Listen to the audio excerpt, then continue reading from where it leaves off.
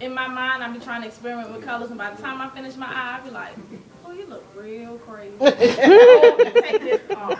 So I think mine is really trying to figure out, like, yeah, because, I started baby steps with just the bottom. Okay. And I worked my way up to 3 colors, but sometimes I wear the same 3 colors every time because it's just not working for me. Listen to me. The whole makeup is like a little fad now. I lie to you not. YouTube has literally put all of y'all in the classroom at your own laptops, computers, Macs, whatever you want to call it.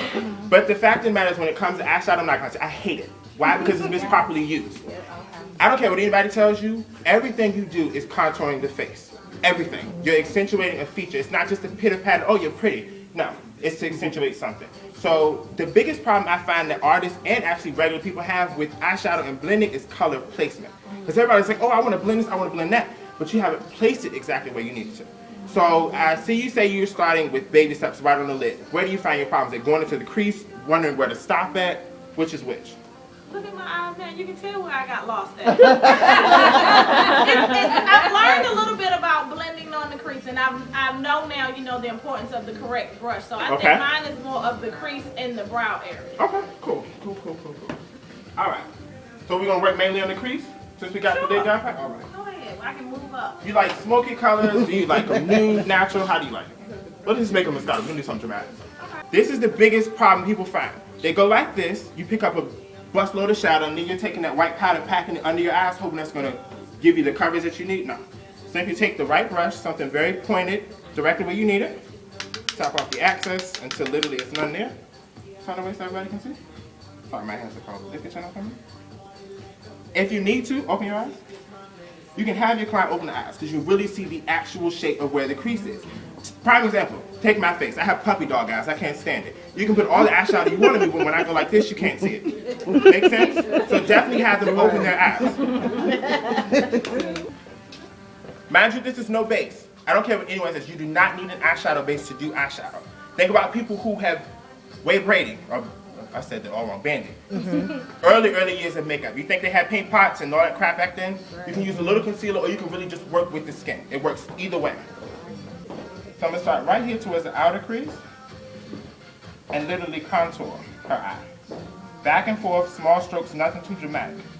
Now because this is already a bold color itself and it's matte, it has no shimmer, it's not going to reflect light. So it's going to actually make something look like it's deeper. That's how you get the contouring effect that you need. Especially because I do have some creasing in here. Just, I have lines. I do find that when I do sometimes add the highlight and then I add the bronzer almost just sort of looks like, and I have a chubby face, like sunken in the cheeks. Like, Contour makes you lose 5 pounds, I promise. But I feel like it's too much. Stop playing. You when look compared awesome. to the So are we light. ready to go to highlight and contour or what? Because Yes. that's the ready to go. Right. If that's where you want to go, it's no worries.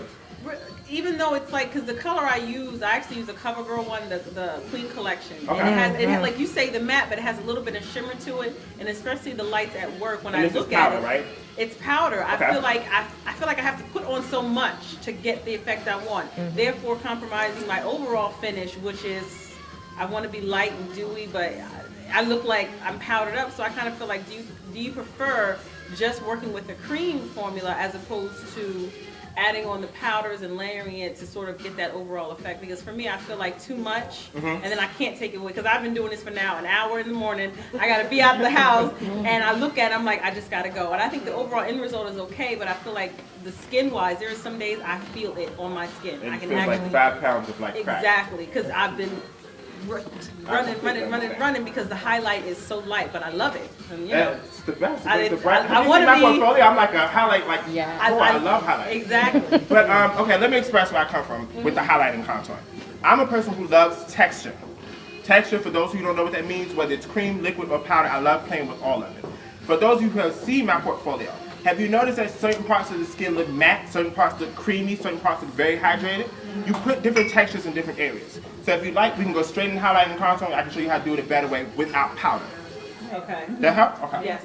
What I primarily do is photo work. Like I love it. It's the most dramatic kind of makeup you can possibly do. I'm obsessed with it. So I mean, I'm always concerned with what our ingredients are and what, no matter who you go to, that powder has talc in it. It's a very light reflective ingredient and doesn't really work well with every single type of product you use. Prime example, have you ever did like highlighting under your eye with powder and you put on a shimmer blush? and you can't tell between what shimmer's which. You really have to watch what you use, and really, that's why I'm not tied to one makeup line. You play with everything. So definitely play with your options. Think of things. You know what I mean? So that way you can really kind of branch out, and maybe what I can show you might help.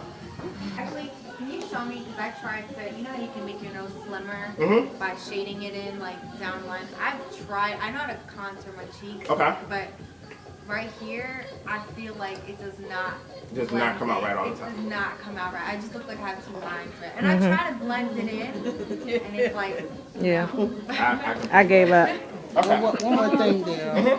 I think I like the contour and highlight, but I think I get a little carried away with it. And sometimes to me, I feel like, what's the girl name that was in court with the little dark cheeks? I'm like, I think I get a little carried away. What's the girl name? You know the girl that was in court. Lindsay Lohan. Lindsay Lohan was I'm like, Casey Anthony? No, Lindsay Lohan. When she had the little dirty cheeks. Little like, I get a little carried away. cheeks. I'll go from like bronzer. On myself, I'll go from like bronzer to a darker. I just want to see what you're doing. Because I don't want to look like that. I don't want to look like One that. question to tell you. Whenever I do highlighting, I always have some sort of a peachier or warmer undertone to that product. To me, and you know, as artists, we all have our own little personal preferences, even hairstylists, y'all know that. We like what we like. But personally, from what I see, yellow highlights, they don't really do it for me. You have jaundice. Like, I can't do it. I personally don't like using yellow highlights. So you can use something that's a little bit, why y'all so weak? I am not a product advertiser, but I will tell you what I use since you did. Yes. I'm a matte concealer lover to the day that I die. I don't care what anybody says, they have some of the best freaking concealers ever in life. I may not care for too many other products, but concealer-wise, tones, consistency, quality's changed up a little bit over years since they got with us, they lauder. But either way, still really, really good concealers. How many of us like to work with our fingers? Now you do. One-on-one session with her, so yeah. Please forgive me. They might be a little cold, so I'm sorry. Now you were talking about the little jaundice look. So somebody have yellow undertones. I mean, you can't make them like. You can be just as pale as Rihanna if you want to be. And you know how pale she is without her makeup. Yeah. But when I say peach and warm, it has some sort of pink to it. It's not like red like y'all are mostly familiar, Mac. It's not like in W43. It's more so along the lines of like in W20 or in W30. It's just a degree of how deep you go according to her skin tone. Now, personally, what I'm about to use is in W40. It's right along the lines. It still has a little bit of yellow undertone because you're going to pick up what's yellow in her skin. But using your finger, it really allows it to get into the skin really well without it looking so dramatic. Now, if you want that dramatic highlight, go up a step in terms of the shade. Okay. Look straight up for me. So I typically start directly under the eye, placing it right at the lash line, maybe about right out to here where the cheekbone is.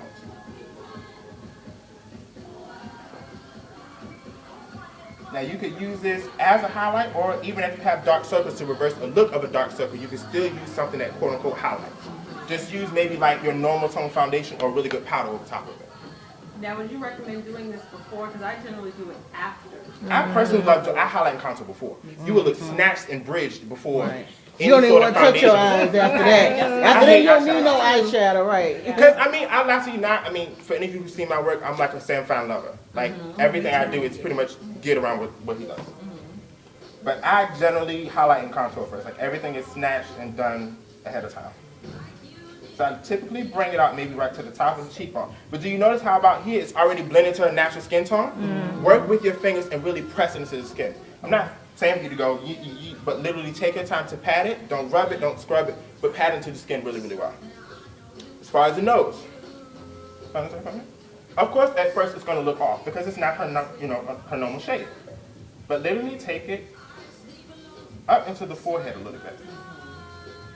Now, the reason why I do this, like I said, what I do is mostly photo work. So I think about how a model's face is going to look when light reflects on her face. What shines the most? The forehead, the cheekbones. You really want to accentuate those features really well. So I just think about it in real life. So bring it up a little bit so it looks like there's a highlight on the forehead.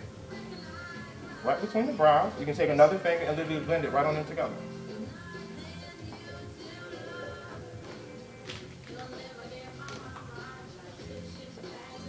Any questions so far? Everybody good?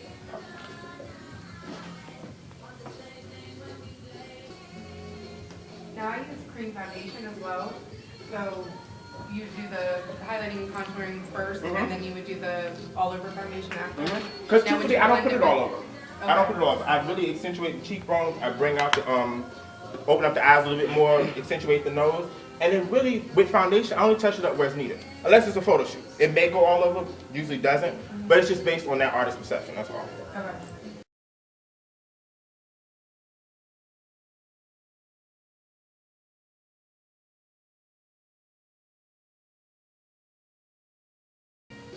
Can anybody see where anything starts or stops?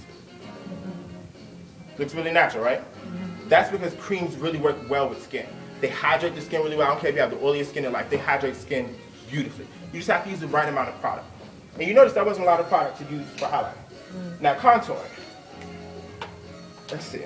Personally, on women of color, I love using some of the deepest, like brownish shades to do contouring on. That wouldn't be black opal, would it be? Oh, you know it. You know it. Listen to me. For $9.90, I can rock with it, okay? Yeah. I like to use a fluffy brush. Some people use more so like angled brushes for highlighting and contouring. It doesn't really matter as long as it has a little fluff to it. So grab as much as product as you feel like you need. I think I just figured out what my problem was. What's your problem? I'm So everybody else putting it might. directly on. Like the little, trying to clean up from there. And it's, So heavy. Maybe is that's full my coverage. problem. Look, maybe that's my problem. I'll be like, I don't think it's anything like black opal won't cover. Right. Seriously. But if you blend it out, because I do the same thing, but maybe that's the Lindsay Lohan look, maybe. The Lindsay Lohan But I look. try to blend it out really good, like with go back with a fluff brush or a sponge or something. But like even when we here work together, I had talked to you about using creams. Yeah. You highlight and contour like no other with that powder. Yeah. But to really get the effect you want and faster, use a cream. You can get it done in like moments. So literally take a brush, get as much product as you want from the product, not taking it. Well, if you do take it that way, it's no issue. But personally, I like to take it directly from the brush. Turn away from it. Smile. Directly to the cheekbone. Sometimes it doesn't pop the way you need it to. So it needs a little bit of reinforcement. I'll show you that in just a second. Take it into the forehead.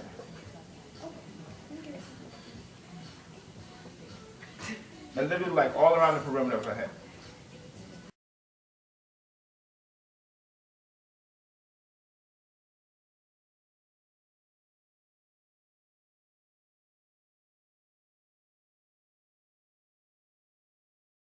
The contour on the nose. You don't necessarily have to put a contour. You can do what I call reverse contouring and just highlight if you're that yellow. Because some people aren't comfortable with something so dark, you know, sitting on the bridge of their nose. Yeah. But what you can try, I'm not familiar with what type of blushes you use, but you can use something that's not as dark or super, you know, contouring. You can use something maybe a little light, take like the fluffiest brush like ever possible, and literally sweep it in between. That might help. Because creams, I think, especially if you're doing this on yourself because you also going, it might be a little dramatic than what you want. So try using a powder that isn't as dark, and that might help out a little bit. I usually start right at the edge of the nose. Because truthfully, if you start here, your color is going to be deepest here, and this is where the focal point is going to be. So to bring it up and shade it a bit, start right where it's going to be darkest at, because nobody's literally looking at this edge of your nose.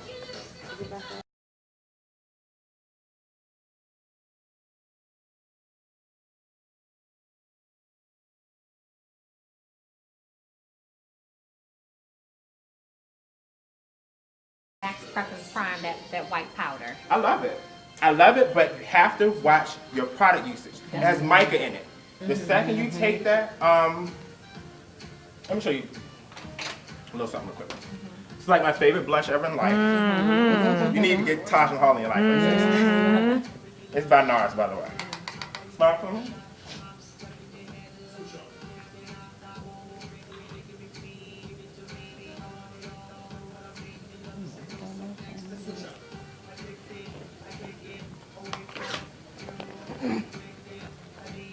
Okay. So everybody can see nobody. Smile. You see what the shimmer is? That's the same exact shimmer that's in those transparent powders. Especially when they're loose.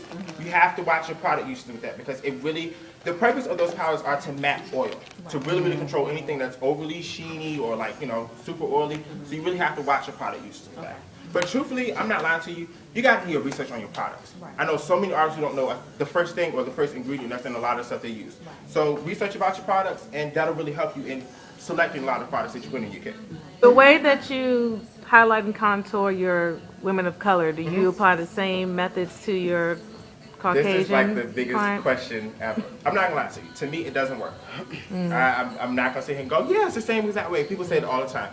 They're different needs. You assess things differently with them. Different people have different needs. We tend to have a little larger nose, plumper lips. You know, that's just how it works for us sometimes. So that's why that technique was created. However, when it comes to women of Caucasian persuasion or even Asian, I usually say the fluffier the brush, the better. The watch is your product usage and, of course, the selection. If you take something that's really bronzy, she's going to look crazy. It's going to look like an Oompa Loompa. But you really have to watch what you do. Hold on, sir. Are you getting ready to put ebony bronze on her? Yes. Yes, that's my favorite. Wow. That's what I'm. But you gotta step outside your comfort zone. Right. Yeah. A lot of people are like, oh, well, she's Caucasian. I gotta run to like some sort of no. You can play with different things. I lie to you not. I've used it on. So none of you familiar with. A lot of you familiar with Mac. Say you're like NC45, NC44. Oh, I have raisin on right now. child, raisin does wonders. But seriously, I mean, you gotta play with different. I put things for Caucasian women on African American women or other women. But it's just all in your product usage. So when you're contouring with them, I usually start as far back as possible. Because the more you apply, the harsher it looks.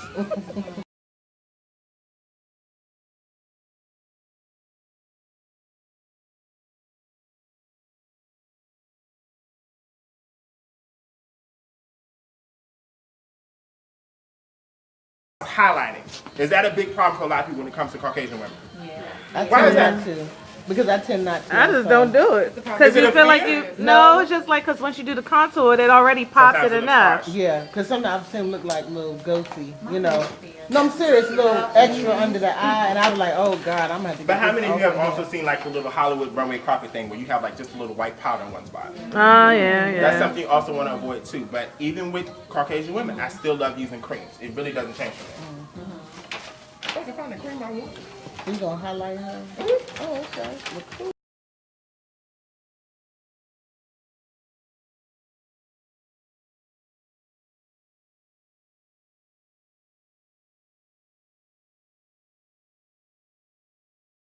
So I noticed with some of my Caucasian clients, there are like the green and the bluish veins under their eyes. Those are hard to sometimes for me to shade because it's like it casts another shadow over them, right? Okay, so how do you correct that issue? Yes.